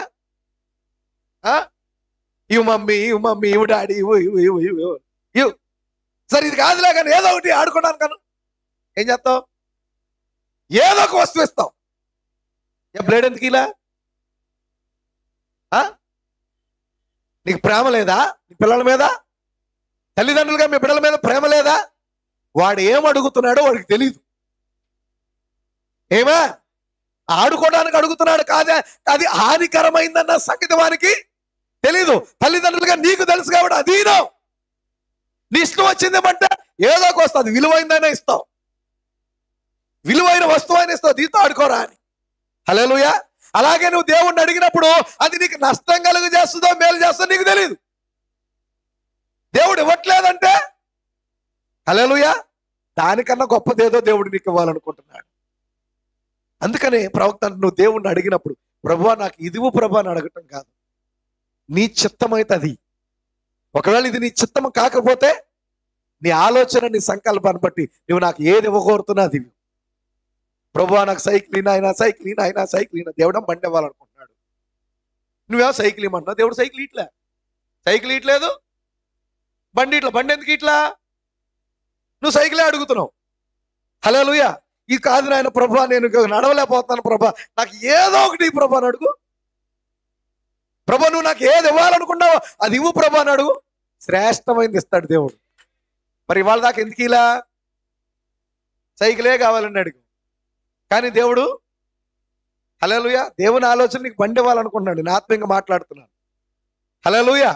దేవుడు నీకు బండి ఇద్దాం అనుకున్నాడు, నువ్వేమో సైకిల్ అడుగుతున్నావు. అందుకే దేవుడు ఇట్లా. హల్లెలూయా. అందుకే ప్రవక్త దేవుని దగ్గర నుండి గొప్ప కార్యాలను ఎదురు చూడు. హల్లెలూయా. నీకు ఇచ్చిన దాంతో తృప్తి చెందు. దేవుడు ఏది ఇచ్చినా తృప్తి చెందు. హల్లెలూయా. 2 వ్యక్తులు ఉన్నారంట. ఒకడు దేవుడు ఎందుకు భయభక్తులు కలిగి, 2 ప్రార్థనకి వెళ్ళేవాళ్ళు. హల్లెలూయా. వాడి ఇంట్లో సైకిల్ ఉందంట. ఇటు చూశాడంట, సైకిల్ ఉంది. ప్రభువా ఆడికి పలానా కంపెనీ సైకిల్ ఇచ్చావు, నాకు దానికన్నా మంచి కంపెనీ సైకిల్ అన్నాడంట. దానికన్నా మంచి కంపెనీ సైకిల్ అన్నాడంట. దేవుడు ఇచ్చాడు. ఈడ సైకిల్ వేసుకొని వస్తుంటే ఈడు ఇంటి ముందు 2 సైకిల్ ఉన్నాయి. మరి ఇటు కొనుక్కున్నాడు కానీ మనశ్శాంతి లేదు. ఎందుకు ఎదుటి చూస్తున్నాడు. ఆడికేమో పాత ఒకటి, ఈ కంపెనీది ఇంకోటి వచ్చింది, 2 ఉన్నాయి ఆడికి. ఇట్లా కాదు కానీ ప్రభు నాకు బండి ప్రభు అన్నాడంట. దేవుడు బండి ఇచ్చాడంట. ఆడు బండి వేసుకున్న ఇంటి ముందు కారు ఉందంట. వీడింటి ముందు కారు ఉందంట. ఒరే, ఇప్పుడు వీడికి ఇచ్చివ్వబడినంత తృప్తి పొందడం కాదు, ఎదుటి వాడితో పోల్చుకుంటున్నాడు. ఎదుటి వాళ్ళతో పోల్చుకుంటాడు. అరే ఆడికి కారు ఉంది, ఎట్లా మనశ్శాంతి లేదు. హల్లెలూయా. ఇక లాభం లేదనుకొని నేను ఏది అడిగితే దేవుడు వాడికి డబల్ ఎత్తున్నాడు కాబట్టి దేవా నాకు ఒక కన్ను పీకే అన్నాడు. అంటే ఆడికి దేవుడు వీడి కన్ను పీకాడు, అని మాత్రం ఏం తీయలేదు. హల్లెలూయా. ఆమేన్. అంటే ఇది వీడు అడిగేది అసూయతోను, ఆమేన్, అసూయతోను స్వార్థంతో అడుగుతున్నాడు, నేను గొప్పవాడిగా ఉండాలని. హల్లెలూయా. కానీ ఈ లోకంలో మనం బ్రతకాల్సింది అలా కాదు. ఆమేన్. మన మాదిరి ఒకే ఒక్క ఆయన. హల్లెలూయా. దేవునికి స్తోత్రము కలుగును గాక. ఆమేన్. ఒక మాదిరి ఇవ్వబడింది మనకి ఈరోజు వాక్యంలో. ఒకటే మాదిరి. పౌలు గారు చెప్పాడు, నేను క్రీస్తును పోలి నడుచుకున్న ప్రకారం మీరును నన్ను పోలి నడుచుకోండి. అడిగాము ఎప్పుడన్నా, ప్రభా ఈ సహోదరులాగా నేను ప్రార్థించలేకపోతున్నాను, నాకు ప్రార్థనాత్మ అడిగా ఎప్పుడన్నా? వీళ్ళకి సైకిల్ ఉంది, నాకు సైకిల్ అని అడుగుతాం. వాళ్ళకి ఇల్లు ఉంది, నాకు ఇల్లు కూడలేదు, ఇల్లు అని అడుగుతాం. వాళ్ళకి అది ఉంది, నాకు అది కూడలేదు, ఈయన ఆయన అన్నాడు. అడుగుతున్నావా, అడగట్లేదా? హల్లెలూయా. ప్రభువా నాకు ప్రార్థనాత్మ దయచేయను, ఆయన నీ వాక్యాన్ని చదివే మనసు నాకు ఇవ్వు ప్రభువా, ఎక్కువ నీ సముఖంలో గడిపే ధన్యత నాకు ఇవ్వు ప్రభు అని ఎప్పుడన్నా అడిగావా? అడగాల్సింది అడగకుండా అడగరాంది అడుగుతున్నావు. హల్లెలూయా. అందుకే యాకోబు తన పత్రికలో చెప్తున్నాడు, కొన్ని కొన్ని కార్యాలని మీరు దేవుణ్ణి అడగనందున పొందలేకపోతున్నారు. దేవుణ్ణి అడగటం అంటే ఏంటి? ప్రార్థనేనా? ప్రార్థనతోనే కదా అడగాల్సింది. అంటే నువ్వు ప్రార్థించకపోవటాన్ని బట్టి, నువ్వు అడగపోవటాన్ని బట్టి పొందుకోలేకపోతున్నావు. కొంతమంది అడుగుతున్నారు, నేను ప్రార్థన చేస్తున్నాను ఇన్ని సంవత్సరాల నుండి, దేవుడు ఇవ్వాల. మీరు అడిగినను మీ భోగముల నిమిత్తము వినియోగించడానికి మీరు అడుగుతున్నారు కాబట్టి మీకేమీ దొరకట్లా. అబ్బో, అడగకపోతే రావట్లేదంట, అడిగేవాళ్ళు కూడా సరైన మనసు అడగట్లా. మీ భోగముల నిమిత్తము వినియోగించడానికి అడుగుతున్నారు కాబట్టి మీకేమీ దొరకట్లేదు. హల్లెలూయా. కానీ గమనించిన నా ప్రియమైన సహోదరి సహోదరులారా, హల్లెలూయా, యెహోషువతో ఒక మాట అంటాడు, మీరు ఎవరిని సేవించినను నేను నా ఇంటి వారు యెహోవాను సేవిస్తాం. మాకు కావాల్సింది అదే. హల్లెలూయా. ఇందాక మనం విన్నట్టుగా వాక్యానికి అవిధేయత చూపిన గృహాల్లో నుండి కంపొచ్చింది. మన్నా దాచుకున్న వాళ్ళకి కంపొచ్చింది. అదే నీతిమంతుని గుడారంలో నుంచి రక్షణ గురించిన సంతోషం సునాది వినపడింది. వీళ్ళు కంపుతో లెగుతున్నారు. ఆ రాత్రి ఎప్పుడు స్టార్ట్ అయిందో ఇంట్లో కంపు. వాక్యానికి అవిధేయత చూపటాన్ని బట్టి వాక్యానికి లోబడిన వారు సంతోషంగా బయటకు చూడగానే మన్నా ప్రైజ్ ద లార్డ్, దేవునికి స్తోత్రం కలుగును గాక. ఇప్పుడు కంపు కొట్టేవాళ్ళు దీన్ని బయట పాడేయాలాక. హల్లెలూయా. అవమానమేనా? నిందేనా? అరే మోషే గారి మాట నమ్మలే, వీళ్ళు ప్రవక్త మాట నమ్మలా, ప్రవక్త యొక్క వర్తమానానికి వీళ్ళు చెవియొక్కలేదు, లోబడలేదు. దేవునికి స్తోత్రం కలుగును గాక. గమనించిన నా ప్రియమైన సహోదరి సహోదరులారా, దేవుడు ఈరోజు మనకిచ్చిన వాక్యము పరిపూర్ణమైంది. ఏమే? హల్లెలూయా. దేవుడు జగత్తు పునాది వేయబడక మునిపే ఆయన తలంపులో మనల్ని చూశాడు, మనల్ని ఎరిగాడు. ఆమేన్. అందుకని దేవుని ప్రేమించు వారికి, అనగా ఆయన సంకల్పము చొప్పున పిలువబడిన వారికి మేలు కలుగుటకే సమస్తమును సమకూడి జరుగుచున్నవని కింద మనం చూస్తే, దేవుడే సమస్తమును సమకూర్చి జరిగించుచున్నాడు. దేవునికి స్తోత్రము కలుగును గాక. హల్లెలూయా. ఎప్పుడైతే దేవుణ్ణి నీ జీవితంలోనికి చేర్చుకుంటావో, నీ మనస్సులోనికి చేర్చుకుంటావో, హల్లెలూయా, పరిపూర్ణంగా దేవుని యొక్క వాక్యాన్ని నువ్వు చేర్చుకుంటావో, ప్రవక్త ఒక మాట చెప్తున్నాడు చూడండి, నిరాశ నిస్పృహ అనే వర్తమానం 83వ పేరాలు. ఇప్పుడు గమనించిన యాకోబు అదే కార్యము తలంచెను. ఒక రాత్రి తన స్వయ జీవితమును గురించి భయపడటం వలన ఆ నిస్పృహ అతన్ని ఆవరించెను. తన జీవితాన్ని గురించి ఒక రాత్రి భయపడుతున్నాడు నదికి అవతలుండి. ఎందుకు? నది అవతల అతని సహోదరుడు చంపడానికి రెడీగా ఉన్నాడు, కానీ నది దాటెళ్ళాలి. నది అవతల సహోదరుడు చంపడానికి కాచుకొని ఉన్నాడు. దాన్ని తలంచినప్పుడు ఓ భయకంపితుడైపోతున్నాడు. అమ్మో రేపేంటి? ఆమె హల్లెలూయా. ముందు అసలు ఈ రాత్రి సంగతి చూడు. దేవుడేమో ఈ రాత్రి సంగతి ఆలోచించే, ఈయన రేపు భయం అన్నా నన్ను ఎదుర్కొని చంపడానికి సిద్ధంగా ఉన్నాడు. అట్లా గమనించండి, చూడండి, అతడు పొందిన జ్యేష్ఠత్వమే అతడు చంపబడబోట కారణం. ఏది కావాలని పొందుకున్నాడో అదే ఇప్పుడు చంపబడటానికి కారణం. అన్యులు ద్వేషించడానికి ఈరోజు కారణం ఏంటి తెలుసా? ఇవాళ వరకు నీతో స్నేహంగా ఉన్న వాళ్ళు రక్షణ పొందిన తర్వాత నీ సొంత వాళ్ళు వ్యతిరేకం అవుతారు నీకు. ఏమే నువ్వేం చేయక్కర్లా, ఏం మాట్లాడక్కర్లా, వాళ్ళు వ్యతిరేకం అవుతారు. దేన్ని బట్టి వ్యతిరేకం అవుతారు? రక్షణ బట్టి వ్యతిరేకం అవుతారు. హల్లెలూయా. ఇక్కడ ఆ వ్యతిరేకమైంది ఎవరో కాదు. ఇక్కడ ఈయన జ్యేష్ఠత్వం ఆశ కలిగి పొందుకున్నాడు. ఇక్కడ ఏం చేసింది ఉంది? ఏం చేశాడు? మోసం చేశాడు. వాస్తవానికి హల్లెలూయా అన్న అమ్మేశాడు. అయితే చూడండి, గమనించండి, అతను పొందిన ఆ జ్యేష్ఠత్వమే అతను చంపబడబోట కారణమైనది. మరికొన్ని సమయాల్లో మీరు పొందిన కార్యమైన ఆ పరిశుద్ధాత్మ మరియు ఆత్మ మూలముగా తిరిగి జన్మించిన వారు, హల్లెలూయా, నీ నూతన జన్మను బట్టి అనేకులు నిన్ను ద్వేషిస్తారు ఈ రోజున. హల్లెలూయా. నువ్వు పొందిన నూతన జన్మను బట్టి అనేకులు నిన్ను నిందిస్తారు. హల్లెలూయా. అయితే నీవు గమనించాల్సిన కార్యము, నీ నూతన జన్మే నిన్ను రక్షిస్తుంది. ఏ నీళ్లు ఓడను పైకి లేపినివో అయ్యే నీళ్లు లోకమంతా నాశనం చేస్తుంది. ఏ రక్షణ నిన్ను ఎత్తబాటులోకి తీసుకెళ్తుందో అదే రక్షణ హల్లెలూయా మిగతా వాళ్ళందరినీ కూడా ఉగ్రత పాలు చేయబోతుంది. దేవునికి స్తోత్రం కలుగును గాక. హల్లెలూయా. మనల్ని ఎత్తబాటులోకి తీసుకెళ్ళబోయే దేవుడేనా? ఆమేన్. ఆ దేవుడైన ఇప్పుడు రేపొద్దు లోకాన్ని శిక్షించేది ఎవరు? ఆ దేవుడే, అదే దేవుడు. దేవునికి స్తోత్రం కలుగును గాక. హల్లెలూయా. ఇప్పుడు యాకోబునకు తెలియను తన యొక్క జీవితము ముగింపునకు వచ్చుచున్నదని. అతని జీవితం ముగింపుకు వస్తుంది అనుకున్నాడు. ఆ సమయంలో ఒక వర్తమానికుడు వచ్చాడు. అతని దగ్గరికి ఒక దూత వచ్చాడు. యాకోబు దగ్గరికి ఆ రోజున ఒక బలిష్ఠుడైన దూత వచ్చాడు. హల్లెలూయా. రేవు దాటిన తర్వాత జరగబోయే దాని గురించి నువ్వు భయపడుతున్నావా? అసలు ఈ రాత్రి నేను వచ్చింది ఆ భయాన్ని తీసివేయడానికి. ఏమే రేపేమి సంభవించునో నేను అనుకుంటున్నావు కదా, రేపు నీకు సమాధానం ఇవ్వబోతున్నాను. హల్లెలూయా. ఈ రాత్రి నువ్వు కృప పొందుకుంటున్నావు. ఈ రాత్రి నీ పేరు మార్చబడబోతుంది. ఈ రాత్రి నీవు దీవెన పొందుకోబోతున్నావు. నీ భయాన్ని తీసివేయడానికి నేను వచ్చాను. నీకు సమాధానం ఇవ్వడానికి నేను వచ్చాను. ఎవరా దూత? బలిష్ఠుడైన దూత, యాకోబు దగ్గరకు దిగి వచ్చిన దూత.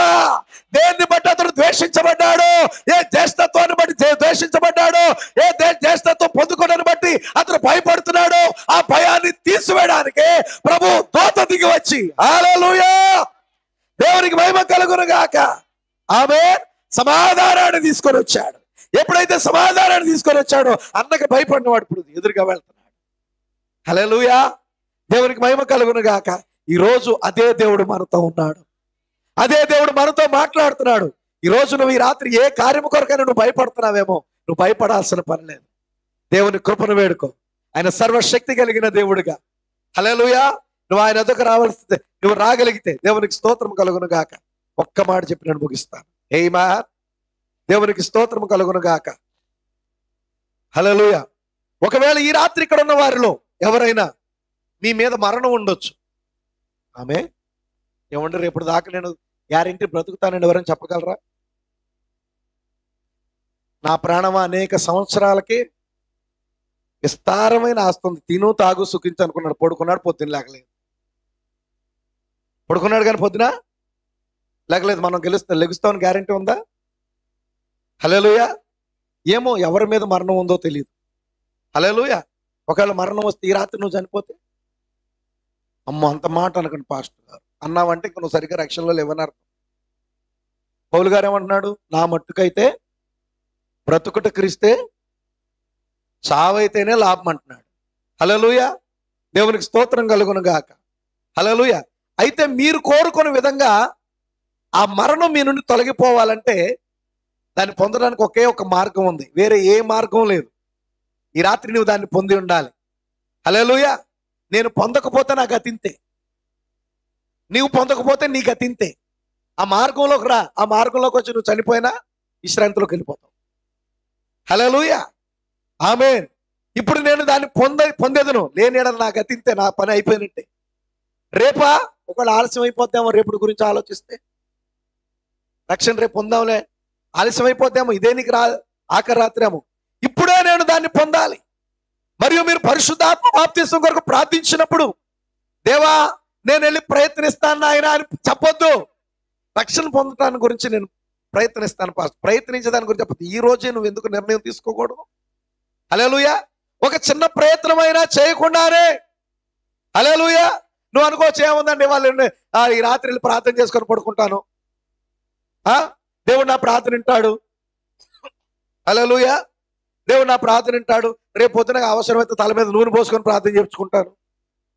ఏమా, ఒకవేళ అది నాకు ఏదైనా మంచి చేయనేమో అని అనుకుంటున్నావేమో. హల్లెలూయా. ఆ ఒత్తిడి అనే స్థానం పో వరకు మీరు ఉన్న చోటనే ఉండొచ్చు. హల్లెలూయా, హల్లెలూయా. మీరు ఇప్పుడే దానిని పొందుకొనవలెను, లేదా నశించిపోదురు. నువ్వు ఎప్పుడు పొందుకుంటావో అప్పుడే దేవుడు రంగములో కదిలి ఆడును. హల్లెలూయా. ఇక ఆయన తప్ప నాకు వేరే మార్గము లేదు అన్న స్థితికి నువ్వు వచ్చే వరకు నువ్వు సందిగ్ధ మార్గంలో ఉన్నావు. ఆయన తప్ప నాకు వేరే మార్గము లేదు అన్న స్థితికి నువ్వు రావాలి. హల్లెలూయా. ఏదైనా సరే నా రక్షణకు ఆయన తప్ప వేరే మార్గం లేదు, నా ఎత్తబాటుకు ఆయన తప్ప వేరే మార్గము లేదు, నేను ఏది పొందుకోవాలన్నా ఏది సాధించాలన్నా ఆయన తప్ప వేరే మార్గము లేదు అనే స్థితికి ఎప్పుడు రావాలా? అది. హల్లెలూయా. ఏ రోజు రావాలి? ఇప్పుడే. ఇప్పుడే పౌలు అంటాడు, హల్లెలూయా, ఇదే మిక్కిలి అనుకూల సమయము, ఇదే రక్షణ దినం. రేపేమి సంభవించినో మీకు తెలీదు. దేవునికి స్తోత్రం కలుగును గాక. హల్లెలూయా. ఒక ఊర్లో వర్షాలు పడట్లేదంట. వర్షాలు పడట్లేదని ఆ ఊరిలో అందరూ కలిసి ఏం చేశారంటే కప్పలను ఊర్లో కప్పలను ఊరేగించారు. తెల్లారు స్టార్ట్ అయినాయంట వర్షాలు స్టార్ట్ అయ్యి ఊరు కొట్టుకుపోయింది. ఏమైంది? కప్పలు కొట్టుకుపోయినాయి, కప్పల్ని ఊరేగించిన వాళ్ళు కొట్టుకుపోయారంట. వీళ్ళు అనుకుంటారు, అరే అనవసరంగా ఊరేగించారు. హల్లెలూయా, ఆమేన్. అయితే దేవునికి స్తోత్రము కలుగును గాక. ఒక సంఘం ఏం చేసిందంటే వర్షాల కొరకు ప్రార్థన చేశాం, ఉపవాస కూడిక ఏర్పాటు చేశారంట. ఉపవాస కూడిక ఏర్పాటు చేస్తే ఒక అమ్మాయి ఏం చేసింది, గొడుగు తీసుకొని వచ్చిందంట ప్రార్థన. గొడుగు తీసుకొని ప్రార్థన, అందరు నవ్వుతున్నారు. వర్షాలు లేకపోతే గొడుగు తెచ్చావేంటి అంటే, ఆ పిల్ల ఏముందో తెలుసా, వెళ్ళేటప్పుడు తడవకుండా ఉంది. ఏముంది? వెళ్ళేటప్పుడు తడవకుండా అంటే ఏంటి? ఇప్పుడు ప్రార్థన చేస్తాం, దేవుడు రేపు కాదు వర్షం కురిపించేది, ఇప్పుడే వర్షం కురిపిస్తాడు. నేను తడవకుండా ఇంటికి వెళ్ళాలంటే నా గొడుగు కావాలి కాబట్టి ప్రార్థనకి గొడుగుతో వచ్చింది. అంటే ఎంత విశ్వాసం, ఎంత విశ్వాసంతో వచ్చింది. ఇప్పుడు గొడుగు తెచ్చుకోని వాళ్ళందరికీ విశ్వాసం లేనట్టే. హల్లెలూయా. వీళ్ళు రేపు కురిపించాయా, ఎల్లుండి కురిపించాయా అని కాదు. హల్లెలూయా. ఈ అమ్మాయి దేవునికి స్తోత్రం కలుగును గాక. నేను ప్రార్థన చేస్తే దేవుడు ఆలకిస్తాడు. అసలు మేఘాలే లేవు, ఋతుపవనాలు ఎటో పోయినాయి అన్నారు అనుకుందాం సపోజ్. హల్లెలూయా. 3.5 సంవత్సరాలు కనపడలేదు మేఘాలు. కనపడియా? హల్లెలూయా. ఏలియా చెప్తున్నాడు, హల్లెలూయా, శిష్యుడు చెప్తున్నాడు, పైకి ఎక్కు చూడు. ఎంత మేఘం కనపడింది? అరచే అంత మేఘం. వెళ్ళిపో, ఆహు చెప్పు, అర్జెంటుగా నీ రథం ఎక్కి ఇంటికి వెళ్ళిపో, వర్షం పడ కురవబోతుంది, వెళ్ళిపో అన్నాడు. ఇంటికి వెళ్ళేలోపు తడిచిపోయాడు. ఎంత మేఘం? అరచే అంత మేఘం పైకి రావటం, భారీ వర్షం కురవటం, రాజుగారు కూడా తడిచిపోవటం. కానీ రాజుగారి ముందు వెళ్ళిపోయాడు చినుకు మీద పడకుండా. హల్లెలూయా. అయితే గమనించండి ప్రియులారా, నువ్వు దేవుని దగ్గరికి వచ్చినప్పుడు విశ్వాసంతో రావాలి. నువ్వు ప్రార్థన చేస్తున్నావు అంటే విశ్వాసం ఉండాలి. హల్లెలూయా. ఒక కార్యాన్ని అడుగుతున్నావు అంటే దాన్ని పొందుకోవడానికి తగిన సిద్ధపడుతురా. దేవుని సన్నిధానానికి వచ్చినప్పుడు, ఒక విజ్ఞాపన కొరకు వచ్చినప్పుడు దాన్ని పొందుకోవడానికి సిద్ధపడిరా. రేపు చేస్తాడు అనుకుంటే వాళ్ళ దేవుడు అంటే నీ ప్రార్థన. హల్లెలూయా. కాబట్టి దేవుని దగ్గరికి మనం వచ్చినప్పుడు పరిపూర్ణ విశ్వాసంతో రావాలి. ఎందుకంటే దేవుడు మనకు మేలు కలుగుటకే సమస్తమును సమకూర్చి జరిగిస్తున్నాడు. నమ్ముతారా? హల్లెలూయా. రాత్రి నువ్వు ఆయన నమ్మగలిగితే నీ జీవితంలో ప్రతి కార్యమును దేవుడే సమకూర్చి జరిగిస్తున్నాడు. హల్లెలూయా. ఆయన సమకూర్చి జరిగించినట్లుగా నిజముగా నిన్ను నువ్వు దేవునికి సమర్పించుకోవాలి. హల్లెలూయా. ఆ నిజమైన ఆ గొప్ప రక్షణను ఈ రాత్రే నువ్వు ఎందుకు పొందుకోకూడదు? రేపు కాదు. హల్లెలూయా. ఈ రాత్రే దేవునికి స్తోత్రము కలుగును గాక. మనల్ని మనం దేవునికి సమర్పించుకుందాం, పరిపూర్ణంగా అప్పగించుకుందాం. ఆ గొప్ప దేవుని యొక్క కృపను మనం వేడుకుందాం. మోకరించండి, ప్రార్థన చేసుకుందాం. హల్లెలూయా.